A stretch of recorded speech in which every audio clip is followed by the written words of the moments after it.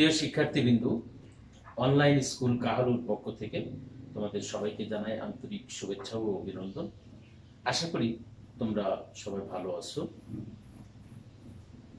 আজকে আমি তোমাদের সঙ্গে আলোচনা করব সাধারণ গণিত ত্রিকোণমিতিক অনুপাত। বিশেষ করে নবম শ্রেণীর শিক্ষার্থীর জন্য সবচেয়ে ভালো উপকারী হবে।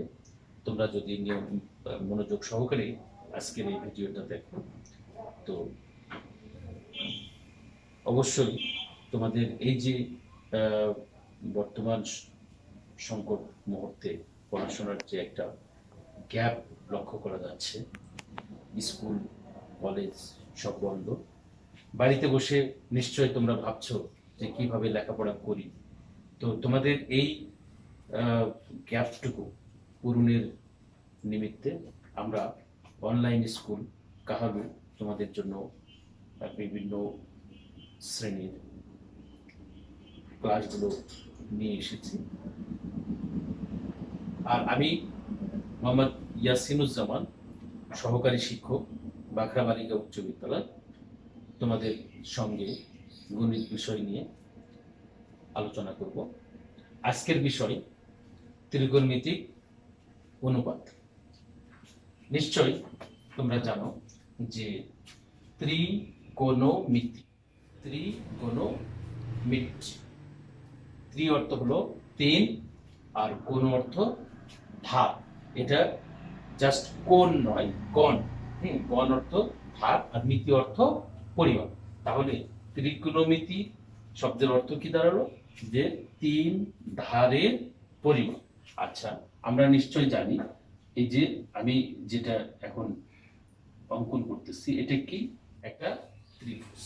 আচ্ছা, এই যে ধরো এই ত্রিভুজের এখানে এটা যদি 90 ডিগ্রি হয়, যে ত্রিভুজের একটা কোণ 90 ডিগ্রি, তাকে কি বলা হয়? সমকোণী ত্রিভুজ। আচ্ছা, এখন এই যে সমকোণী ত্রিভুজের তিনটা বাহু আমরা জ্যামিতিকভাবে যে নামগুলো বলি সেটা হলো যে সমকোণের বিপরীত বাহু, বা সমকোণী ত্রিভুজের বৃহত্তর বাহু, তাকে আমরা বলি অতিভুজ। তার নাম হলো অতিভুজ। এবার অন্য যে দুইটা বাহু আছে সেখানে বলা হয় লম্ব এবং ভূমি। লম্ব বা উন্নতি, আর অপরটি হলো ভূমি। এখন এই ত্রিকোণমিতিতে আমরা যে বিষয়টা সবচেয়ে গুরুত্বের সাথে দেখব সেটা হলো ত্রিকোণমিতি মূলত এই যে ত্রিভুজের তিনটা ধার, এই তিনটা ধারের নামগুলোকে সেই সূক্ষ্মকোণের ভিত্তিতে নামকরণ করবে। সূক্ষ্মকোণ আমরা থিটা, এই যে থিটা দ্বারা কি বোঝাবো? সূক্ষ্মকোণ। ঠিক আছে, সূক্ষ্মকোণ।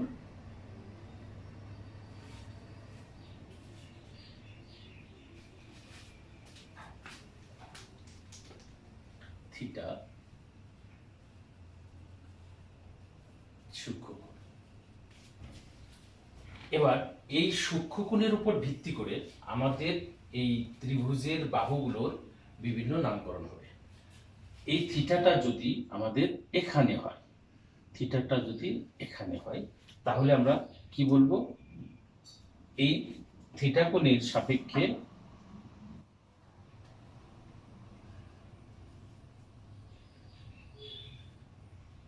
থিটা। এখন দেখো, আমাদের এটা কিন্তু 90 ডিগ্রি। এই থিটা কোণের সামনের যে বাহুটা, এই বাহুটাকে বলা হবে বিপরীত বাহু, যার অপর নাম কি? লম্ব। ঠিক আছে, বিপরীত বাহু বা লম্ব। এবার এই থিটা কোণের সংলগ্ন যে বাহুটা, সেটার নাম হচ্ছে সন্নিহিত বাহু বা ভূমি। সন্নিহিত বাহু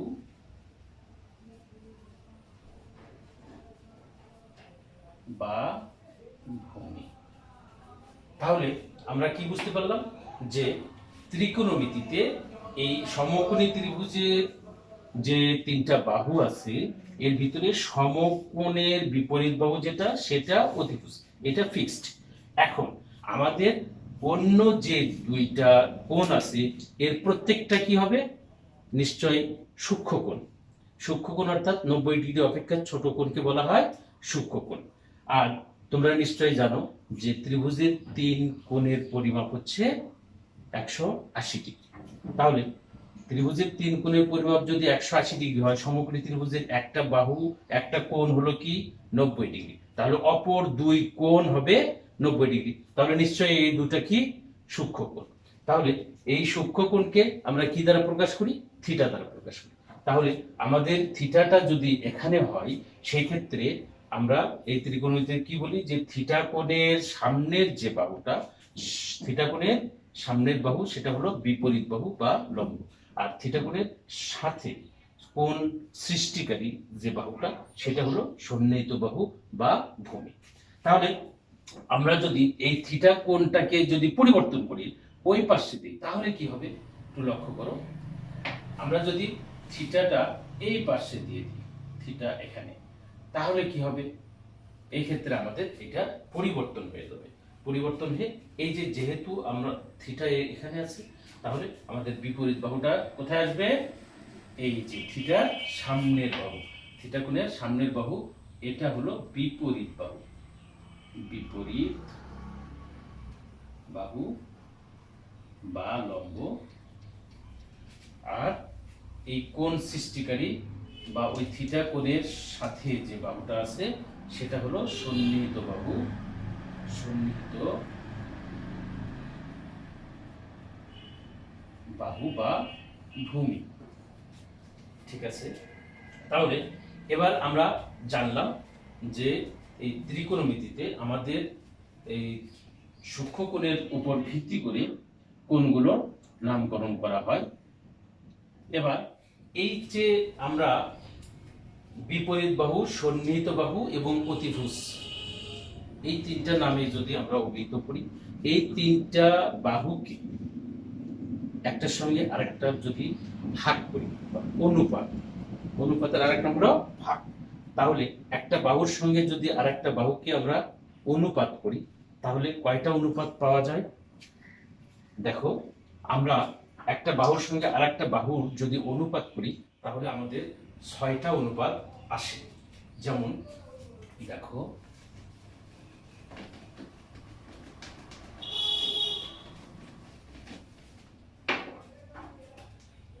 ধরো আমরা লিখলাম বিপরীত বাহু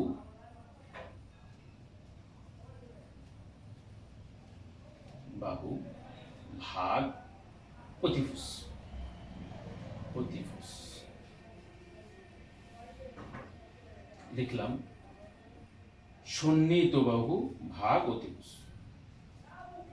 সন্নিহিত বাহু ভাগ অতিভুজ। এবার আমরা লিখলাম অতিভুজ ভাগ বিপরীত বাহু,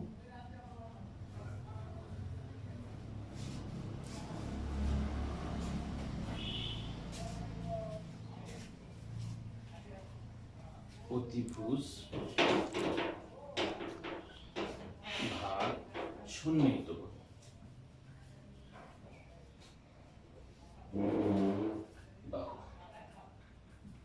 তাহলে আর দুইটা থাকলো, সেটা কি দেখো আমাদের বিপরীত বাহু ভাগ সন্নিহিত বাহু, বিপরীত বাহু ভাগ সন্নিহিত বাহু, বাহু আর সন্নিহিত বাহু ভাগ ভাগ বিপরীত বাহু। এই যে 6টা অনুপাত পাওয়া যায়, আমাদের এই 6টা অনুপাতকে ত্রিকোণমিতিতে 6টা নাম দেওয়া হয়। সেই 6টা নাম হলো কি, সাইন, কস, সেক, ট্যান, কোসেক, কট। এই 6টা নাম এখন আমাদের জানার বিষয় যে এই 6টা নাম কোন বাহুর সঙ্গে কোন বাহুর অনুপাত হলে আমাদের কি নাম হবে, ঠিক আছে না? তো তাহলে আমরা একটু লক্ষ্য করি যে একটা ছন্দ, ছোট্ট একটা ছন্দ আমরা একটু এখানে লক্ষ্য করি। মূলত যদি আমরা এই ছন্দটা খেয়াল করো, সাগরে লবণ অতি কবরে ভূত অতি টেরা লম্বা ভূত। এবার এই যে ছন্দটা, এই ছন্দটাকে আমরা এই সাগরে উচ্চারণের সাথে মিল দিকে সাগরে দ্বারা সাইন বোঝালাম, লবণ লম্ব, অতি মানে হলো অতিভুজ, কবরে কস, ভূত ভূমি, অতি মানে হলো অতিভুজ, টেরা ট্যান লম্ব, হ্যাঁ লম্বা অর্থাৎ লম্ব, আর ভূত ভূমি। এভাবে যদি আমরা ধরি তাহলে আমাদের এখানে কি আসতেছে যে সাগরে লবণ অতি, আমরা জানি যে লবণ দ্বারা লম্ব বোঝাবো, লম্বের আরেকটা নাম কি বিপরীত বাহু, ঠিক আছে না? তাহলে সাগরে লবণ অতি লম্ব ভাগ অতিভুজ, তাহলে বিপরীত বাহু ভাগ অতিভুজ, এটার নাম কি হচ্ছে সাইন, তাহলে এটা হলো সাইন। সাইন কবরে ভূত অতি, তাহলে কস, কবর দ্বারা কস, ভূত অতি অর্থাৎ ভূমি ভাগ অতিভুজ, তাহলে আমরা একটু লক্ষ্য করি যে ভূমি ভাগ অতিভুজ, ভূমির অপর নাম কি সন্নিহিত বাহু, হ্যাঁ তাহলে সন্নিহিত বাহু ভাগ অতিভুজ, এটা আমাদের কি হলো কস। কস এবার টেরা লম্বা ভূত, ট্যান, টেরা দ্বারা হলো ট্যান, লম্ব ভাগ ভূমি, তাহলে বিপরীত বাহু ভাগ সন্নিহিত বাহু, সেটা হলো আমাদের ট্যান, তাহলে এইটা হলো আমাদের ট্যান। এবার আর তিনটা আমরা কিভাবে সিলেক্ট করতে পারি, দেখো আমাদের টি এ এন ট্যান, এবার কট, সিওটি কট, ট্যানের বিপরীত হলো কট, তাহলে সন্নিহিত বাহু ভাগ বিপরীত বাহু, এটা কি হবে কট। আমাদের কিন্তু টি এ এন ট্যান, আবার সিওটি কট। এবার এখানে দেখো কস, সিওএস কস, কজের বিপরীত কি সেক, এস ই সি সেক, তাহলে আমরা এখানে সন্নিহিত বাহু ভাগ অতিভুজ, সন্নিহিত বাহু ভাগ অতিভুজ, তাহলে অতিভুজ ভাগ সন্নিহিত বাহু, এটা হবে আমাদের কি সেক, এস ই সি সেক। তাহলে সাইনের বিপরীত নিশ্চয়ই কি হবে কোসেক, তাহলে অতিভুজ ভাগ বিপরীত বাহু, এটা আমাদের হলো cosec, C O S E C cosec.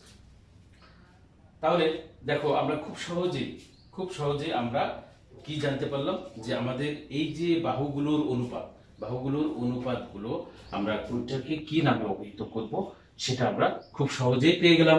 তাহলে এই যে 6টা নাম এখান থেকে, আবার এইটাকে খুব সহজে মনে রাখার জন্য আমরা কি দেখলাম যে ছোট্ট একটা ছন্দ, এটা মনে রাখা খুবই সহজ, সাগরে লবণ অতি, এটা আমরা নিশ্চয় জানি সাগরের পানি অত্যন্ত লবণাক্ত, তার মানে হলো সাগরে লবণ অতি।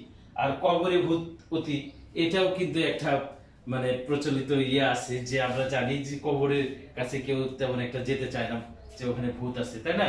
তাহলে কবরে ভূত অতি, আর ভূতটা কেমন দেখতে হয় টেরা লম্বা, হ্যাঁ এরকম বিটঘুটে একটা চেহারার হয়, তো এই জন্য এখানে বলা হচ্ছে যে টেরা লম্বা। তাহলে উচ্চারণের সাথে মিল রেখে এবং আমরা এই যে বানানগুলোকে খেয়াল করলে খুব সহজেই আমরা এই বাহুগুলোর অনুপাতগুলো নিয়ে আসতে পারি, তাই না?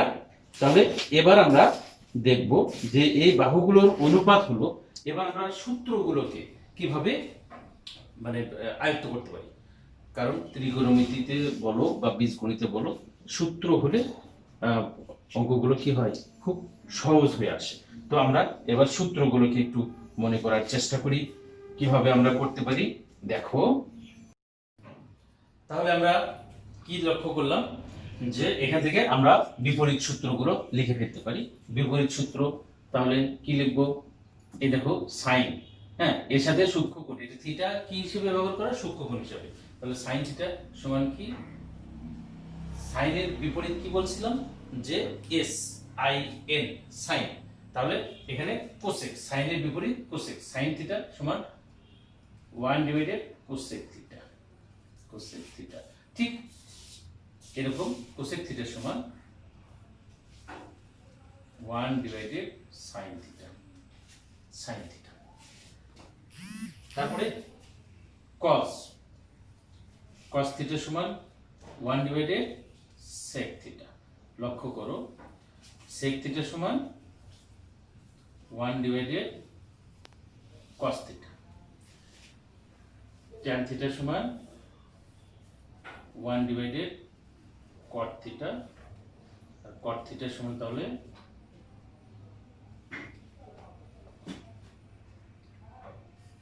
কট থিটা সমান 1 ডিভাইডেড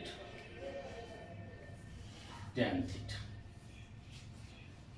আর দুইটা আমরা ব্যবহার করতে পারি, সেটা হলো এই যে ট্যান থিটা সমান সাইন থিটা ভাগ কস থিটা, কট থিটা সমান কস থিটা ভাগ সাইন থিটা। এটা আমি আশা করি তোমরা যদি কয়েকবার প্র্যাকটিস করো তাহলে এটা তোমাদের আয়ত্তে চলে আসবে। এবার বিপরীত সূত্র হলো, আমরা এবার বর্গের সূত্রগুলো কিভাবে আয়ত্ত করতে পারি আমরা সেটা একটু লক্ষ্য করি। তাহলে এবার আমরা বর্গের সূত্র কিভাবে খুব সহজেই মনে রাখতে পারি সেই টেকনিকটা একটু দেখব। ধরো আমি লিখলাম, তোমরা নিশ্চয়ই জানো যে একজন ব্যক্তিকে সফল হতে গেলে, মানে তার জীবনে বা লাইফে শাইন করতে গেলে তাহলে কি করতে হয়, নিশ্চয়ই কষ্ট করতে হয়। তাহলে আমরা বলতে পারি যে শাইন করিতে কষ্ট করতে হয়। দেখো শাইন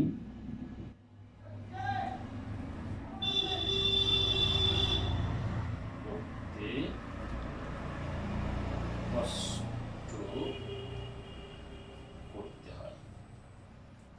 তাহলে এই যে শাইন করতে কষ্ট করতে হয়, এখানে শব্দের উচ্চারণের সঙ্গে মিল রেখে যদি আমরা লিখি তাহলে কি লিখতে পারি আমরা, যে দেখো সাইন স্কয়ার থিটা, আমরা বর্গের সূত্রের কথা বলছি, প্লাস কজ স্কয়ার থিটা। এখানে আমার লাইফে শাইনের সঙ্গে আমি যদি লাইফে শাইন করতে চাই, মানে জীবনে সফল হতে চাই, তাহলে কিন্তু কষ্টটা আমার কি ওতপ্রোতভাবে জড়িত। এইটা আমার লাইফের সঙ্গে কষ্ট, এটা কি হবে, প্লাস হবে, অ্যাড হবে, অ্যাড হবে।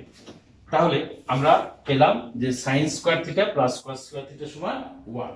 এখন এই সূত্রটাকে কিন্তু অনায়াসেই আমরা এভাবেও লিখতে পারি। দেখো যে সাইন স্কয়ার থিটা সমান 1 মাইনাস কস স্কয়ার থিটা, এটা এপাশে পার করে দিলাম, তাই না, কস স্কয়ার থিটা। আবার এখানে কি করতে পারি, যে কস স্কয়ার থিটা, কস স্কয়ার থিটা সমান 1 মাইনাস, এটা পার করলে কি হবে, মাইনাস হবে সাইন স্কয়ার থিটা। তাহলে আমরা কি পেলাম, যে দেখো এই ছোট্ট একটা ছন্দ, এটা যদি আমরা মনে করতে পারি যে সাইন করতে কষ্ট করতে হয়, এখান থেকে আমরা sine square theta plus cos square theta সমান 1, এটা খুব সহজেই মনে রাখতে পারি। তাহলে এভাবে আমরা আরো একটা ছন্দ এবার লক্ষ্য করি।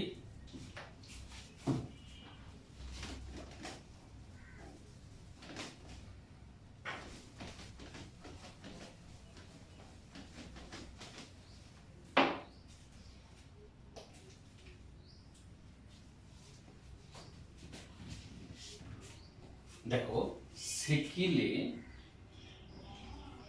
সেকিলে টানিতে হয়, সেকিলে টানিতে হয়।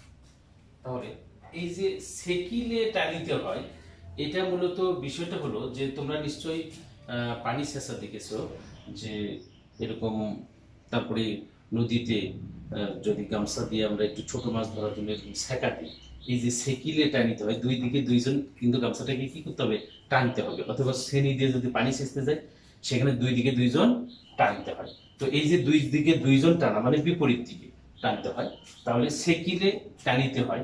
এটা আমরা এই শব্দের মিল থেকে, শব্দের উচ্চারণের সাথে মিল করে তাহলে আমরা কি লিখতে পারি বর্গের সূত্র হিসেবে, যে দেখো সেক স্কয়ার, সেকিলে টানিতে হয়, তাহলে এই sec square theta minus tan square theta, tan square theta সমান 1। সেকিলে টানিতে হয়, তাহলে এখানে মাইনাস কেন বললাম, দেখো এই যে সেকিলে টানিতে হয়, এই টানার বিষয়টা কিন্তু দুই দিকে বিপরীত দিকে, আর বিপরীত দিকে হওয়ার কারণে এটা কি হবে, মাইনাস।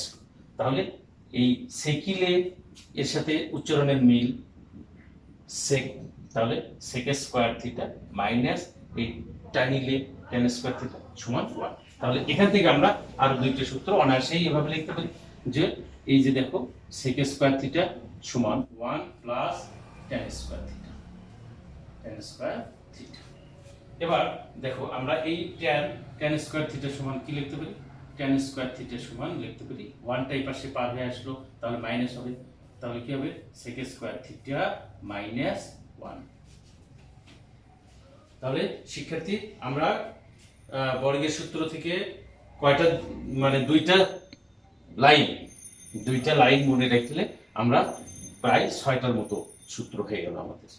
দুইটা লাইন, একটা কি বলছিলাম যে সাইন করিতে কষ্ট করতে হবে আর সেকিলে টানিতে হবে। এবার আমরা আরো একটা দেখব, কষিলে কটকট করে, কষিলে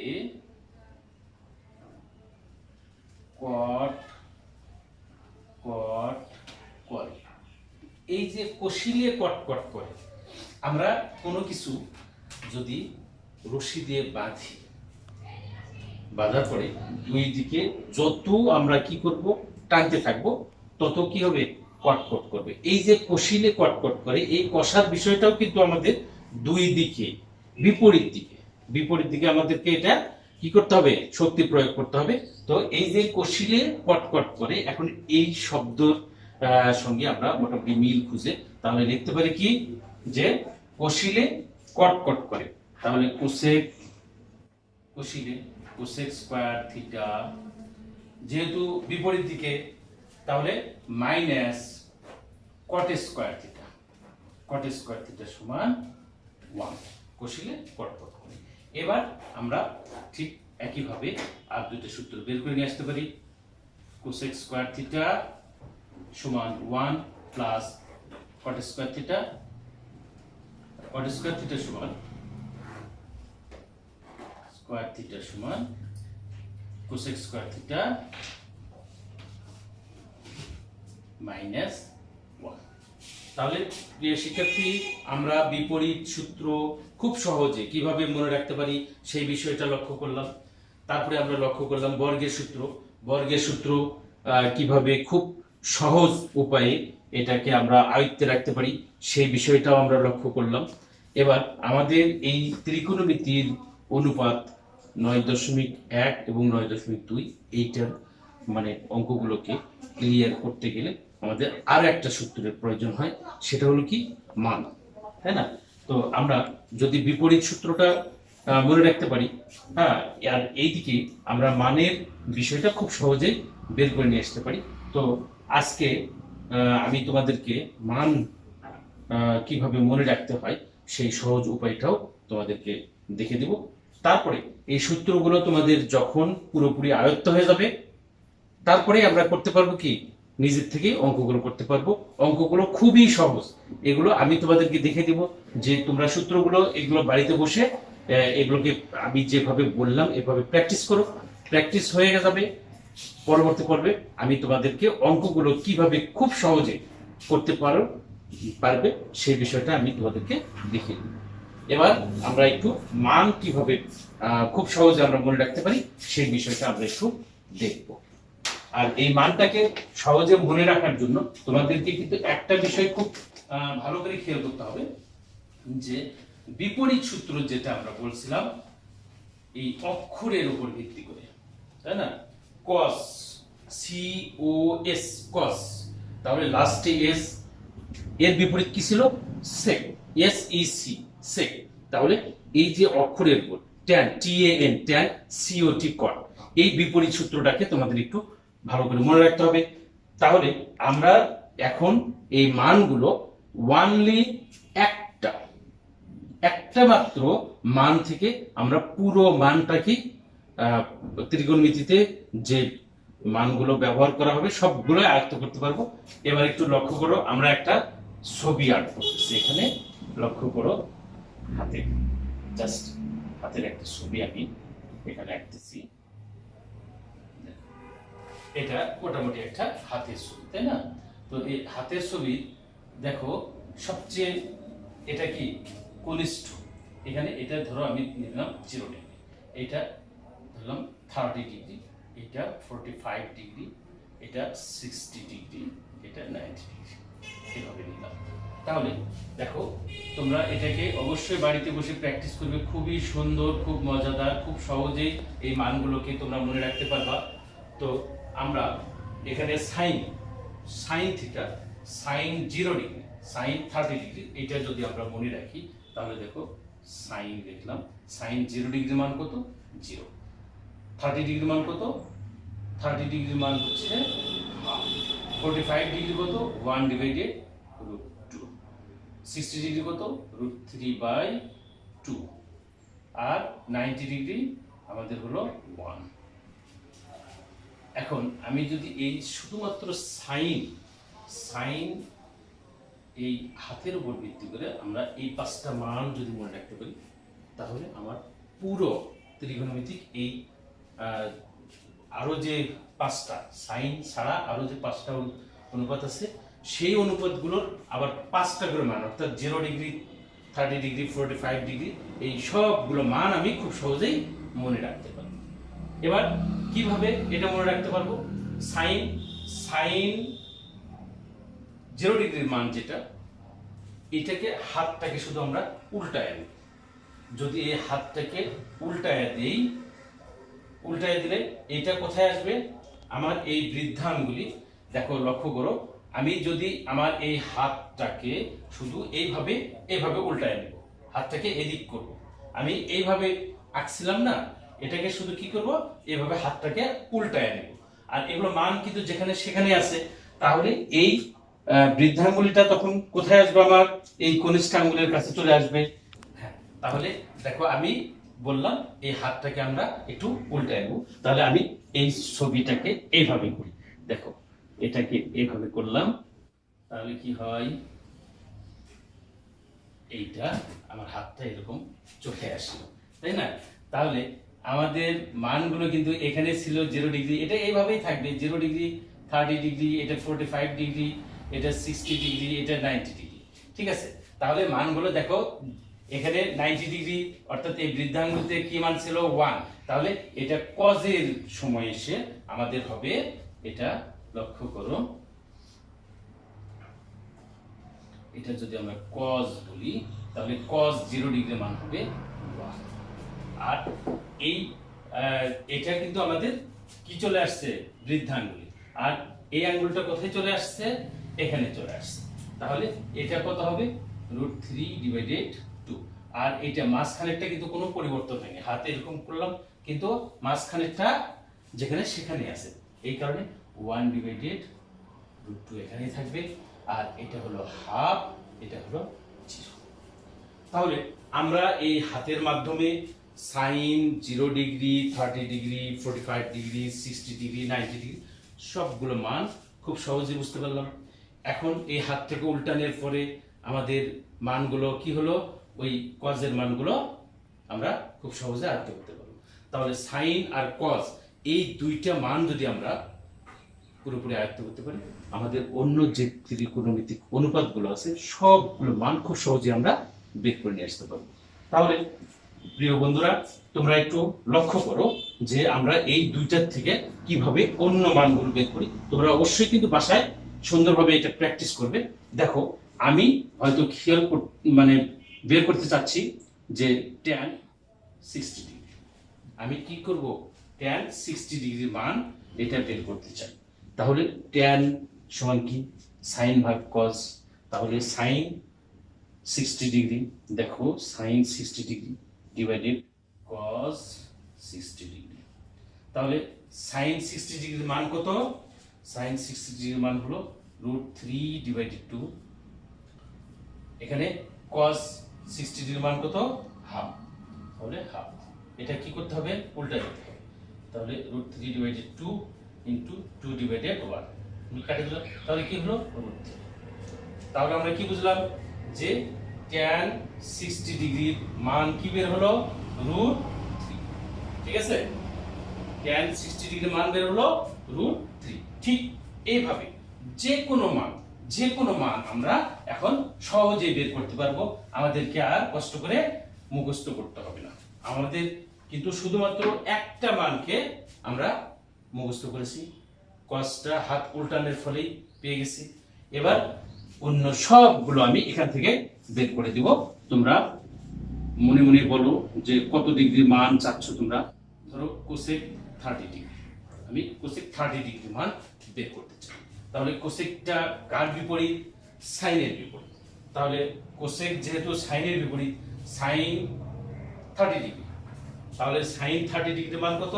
সাইন 30 ডিগ্রি মান হাফ, এই যে 1/sin 30 ডিগ্রি। তাহলে 1/হাফ, এটা উল্টে দিলে কি হয়? 2 হয়। তারপরে কোসেক 30 ডিগ্রি মান আমরা খুব সহজে কি পেলাম? যে 2। এভাবে তুমি যদি ভালোভাবে প্র্যাকটিস করো তাহলে এত লিখতে হবে না, তুমি মাথার ভিতরে খুব সহজেই মানগুলোকে বের করে নিয়ে আসতে পারবা। ধরো আমি লিখলাম সেক কত? 60 ডিগ্রি, সেক 60 ডিগ্রি মান দরকার। তাহলে আমি খেয়াল করবো সেক এর বিপরীত হলো cos, তাহলে 1/cos 60 ডিগ্রি। তাহলে cos 60 ডিগ্রি, আমাদের cos 60 ডিগ্রি মান হলো হাফ, হাফকে উল্টায় দিলে কি হয়? 2। এটা 1 এর সঙ্গে এটা উল্টে যাবে, তার মানে খুব সহজেই এইভাবে তোমরা বাসায় এই সূত্রগুলোকে প্র্যাকটিস করবে, খুব সহজেই তোমরা এগুলোকে মনে রাখতে পারবে। আমরা আগামী পর্বে তোমাদেরকে দেখাবো কিভাবে এই সূত্রগুলো ব্যবহার করে ত্রিকোণমিতিক অনুপাতের অঙ্কগুলো খুব সহজভাবে করা যায়। আশা করি শিক্ষার্থী বন্ধুরা তোমরা আমাদের সঙ্গে থাকবে। সবার সুস্বাস্থ্য এবং দীর্ঘায়ু কামনা করে আজকের মতো এখানেই শেষ করছি। খোদা হাফেজ।